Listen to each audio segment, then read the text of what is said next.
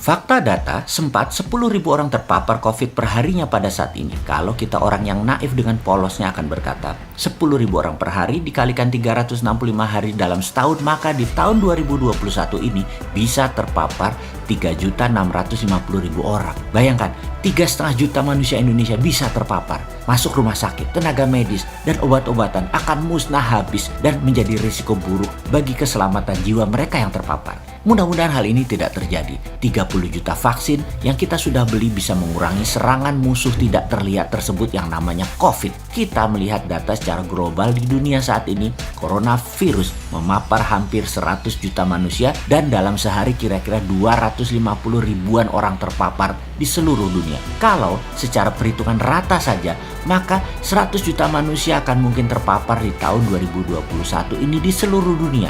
Kita tidak ingin kalau pertumbuhan COVID menjadi eksponensial. Bisa terpapar 1 juta manusia per hari misalnya dalam 6 bulan ini. Amit-amit, semoga jangan terjadi. Karena kalau itu terjadi, di akhir tahun 2021 ada 500 juta manusia di seluruh dunia yang terpapar. Dan ini gila. Kembali ke Indonesia. Tanpa pertumbuhan eksponensial, hanya rata per hari saja di tahun 2021, 3,5 juta manusia Indonesia bisa terpapar. Dan jangan sampai eksponensial pertumbuhannya penyebaran coronavirus ini. Jangan sampai 5-6 juta orang terpapar di tahun 2021. Bisa gawat apa yang terjadi di tahun 2021 kalau pertumbuhan terpaparnya eksponensial. Ini ancaman nyata. 270 juta penduduk Indonesia dengan 30 juta vaksin, dengan 3,5 juta yang berpotensi terpapar, ini ancaman. Sesungguhnya sekarang ini bukan masa PSBB lagi untuk Pulau Jawa dan Bali. Rasanya harus ada tindakan lebih kejam lagi dalam tanda petik ya.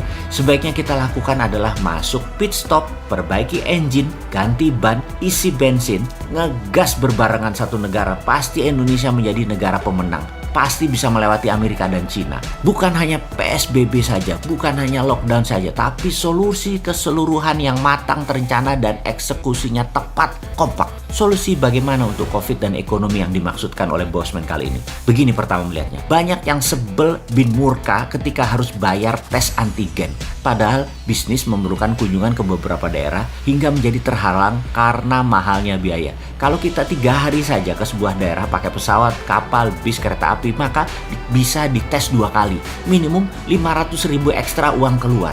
Antigen tes berbayar ini akan mematikan bisnis. Kita lanjut. Seperti yang lalu-lalu, Bosman tetap pada pendiriannya. Vaksin tidak bisa mengcover seluruh penduduk Indonesia dalam 4 tahun ke depan. Selain vaksinnya masih belum dapat, juga cara memvaksinnya yaitu harus 400.000 orang per hari dalam jangkauan 2 tahun ke depan baru mencapai 80% populasi. Dan ini tidak mungkin. Paling top 100.000 per hari atau 4-5 tahun lagi baru tervaksin semua penduduk Indonesia. Ya kira-kira mendekati 80%-nya. Perlu dicatat, saya ini pendukung vaksin yang saat ini pemerintah sedang kerjakan. Saya dukung. Saya berasumsi malah kesuksesannya 100% vaksin ini. Namun akan lebih sempurna kalau pemerintah lebih agresif lagi solusinya. Vitamin diberikan gratis sampai ke ujung desa pedalaman dengan posyandu dihidupkan lagi. Vitamin lebih murah dan bisa diproduksi lokal. Kasih langsung multivitamin dan pastikan mereka setiap 3 hari sekali datang ke balai desa atau ke posyandu untuk meminum vitamin mineral di depan petugas. Lalu wajibkan minum air putih 2 liter per hari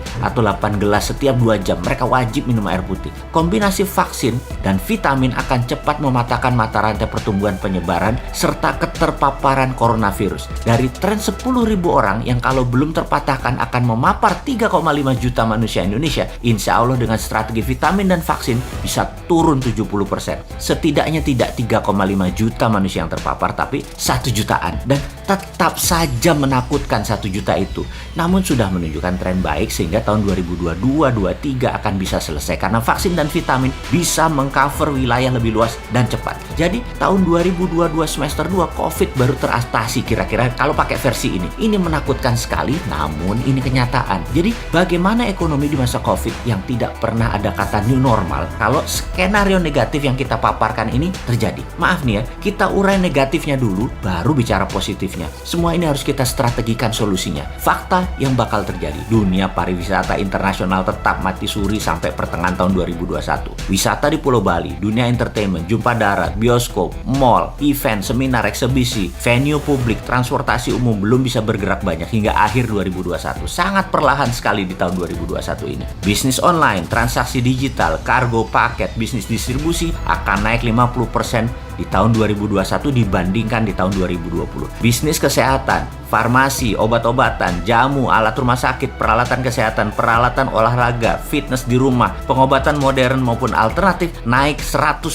di tahun 2021 dibandingkan tahun 2020. Retail food deliver melalui aplikasi akan naik jumlah penyedianya. Penjualnya bisa naik 50% karena mereka yang laku adalah yang murah, terdekat, dan enak, di mana ratingnya bisa 4,5 ke atas walaupun mereka bukan pemain nama besar, akan mengalahkan bisnis food di platform makanan mereka yang punya nama besar. Jadi KFC, Starbucks, dan sejenisnya bisa mendapat lawan keras dari para pemain food bisnis baru dengan strategi Ghost Kitchen. Membawa makanan sehat ke rumah para pelanggan dengan cepat, harga murah, dekat, jumlahnya besar. Jadi ke depan bagaimana? Ayo pejabat, dengan adanya masalah besar coronavirus ini, kesempatan bagi kalian berbakti menolong UKM untuk berbisnis. Salah satunya misalnya menyediakan makanan murah, sehat kepada sesama. Modali kami, buka kemudahan lainnya, dan jangan lupakan UKM ya bos. Juga satu lagi, buat grand plan menaklukkan Amerika mumpung mereka lagi perang saudara. Wah nih,